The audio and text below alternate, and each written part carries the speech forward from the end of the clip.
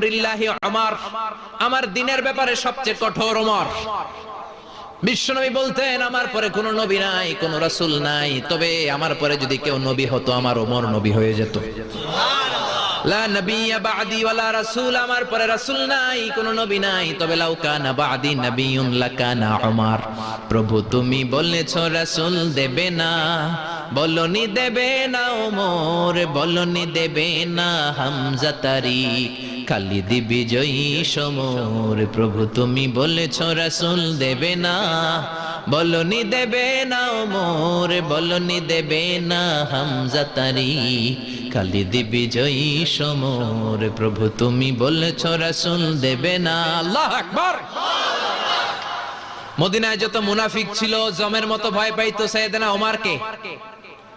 শয়তানদের leader ইবলিসও ভয় পেত ওমরকে।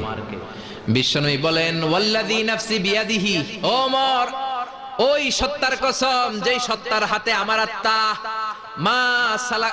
মা লাকিয়াকা শাইতানু সালিকান ফাজ্জান ইল্লা সালাকা ফাজ্জান গায়রা ফাজ্জিক। ওরে ওমর, শয়তান যদি তোমারে কোনো রাস্তায় দেখে, ইবলিস যদি তোমারে কোনো রাস্তা দিয়ে হাঁটতে দেখে, ইবলিস ওই রাস্তা রেখে দিয়ে অন্য রাস্তা দিয়ে হাঁটে। ইবলিসও সাইয়েদনা ওমর ফারুককে দেখলে, এই রাস্তা দিয়ে দেখলে ওর বাপের কি ও জীবনে এই রাস্তা দিয়ে হাঁটবে না, এই রাস্তা ধুইয়া ওই আরেক রাস্তা ধরবে। চিল্লায় পড়েন আল্লাহু আকবার। কাফেররা ভয় পেত, মুনাফিকরা ভয় পেত, শয়তান ভয় পেত, এমনকি বিশ্বনবীর বিবিরাও ভয় পেত। সুবহানাল্লাহ পড়েন।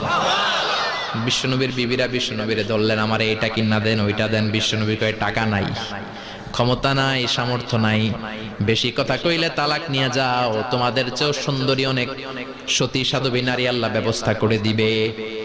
বিবিরা মাঝে মাঝে খুনসুটি করতো, নবীরে ধরতো, এটা নাই ওইটা নাই, এটা দেন। একবার সব বিবিরা টাইট করে ধরছে, ও নবী আয়েশার ঘরে যেদিন থাকেন সাহাবারা বেশি হাদিয়া পাঠায় কেন, আমাদের ঘরে যেদিন থাকেন পাঠায় না কেন? কালকে জুমার নামাজের পরে ঘোষণা দিবেন সবার ঘরে সমান সমান হাদিয়া। নবী কয় আমি হাইতান্ন। ও মিয়া, কে হাদিয়া দিবে, কটুক দিবে, এটা কি ইমাম সাহেবের কাজ? ইমাম সাহেবের বাসায় কে কোন দিন কি খাওয়াবে, কি গিফট দিবে, এটা তো কে যে গিফট দিবে তার ব্যাপার। বিশ্বনবী বললেন আবু বকরকে সবাই ভালোবাসে, তাই আবু বকরের মেয়ের ঘরে যেদিন আমার ডেট পরে থাকার সময়, ওই দিন হয়তো বেশি হাদিয়া পাঠায়, তোমাদের ঘরে পাঠায় না, আমার বলার কোনো সুযোগ। বিবিরা কয় না, আপনারে বলতেই হবে। নবী কয় আমি পারবো না, বিবিরা কয় পারবেন।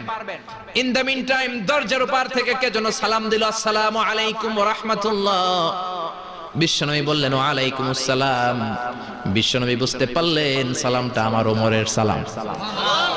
বিশ্বনবী সালামের উত্তর দিয়ে বিবিদের দিকে তাকায়, দেখে একটা বিবি ওর সামনে নাই, সব উধাও, ভ্যানিশ হয়ে গেছে। ওই যে ওমর। সুবহানাল্লাহ পড়বেন না? এই জন্য ওমরকে শয়তানও ভয় পেত। আমাদের বাচ্চাদেরকে, আমার মেয়ে একটা মাত্র মেয়ে, খাইতে চায় না, শুধু আমার মেয়ে না, অধিকাংশ বাচ্চাদের এই অবস্থা। ওর আম্মু দিক দিয়ে খাওয়ায়, আবার দৌড় দেয়, আবার আমি খাওয়াই, আবার কান্নাকাটি করে, বলে গল্প শোনাও, তাইলে খাবো। এখন গল্প শোনাইলেও খায় না।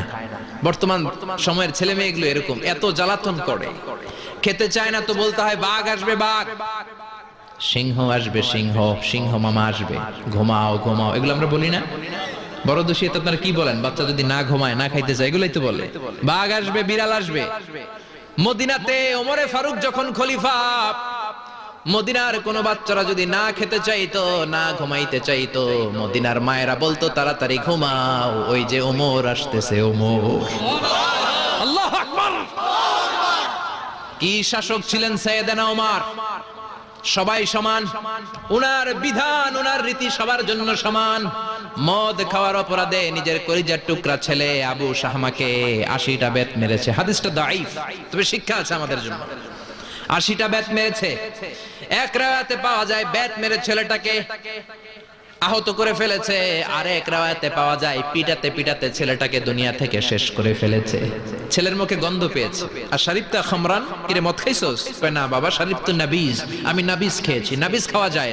নাবিজ হচ্ছে রাত্রে বেলা আরবরা দুধের মধ্যে শক্ত খুরমা ছেড়ে দেয়, 1 কেজি দুধের মধ্যে 10টা শক্ত খুরমা ছেড়ে দিলে সকালবেলা দুধের কালারটা সাদা থাকে না, শক্ত খুরমার রস টেনে ওটা লাল হয়ে যায়, খেতে বড় মজা, এটাকে বলে নাবিজ।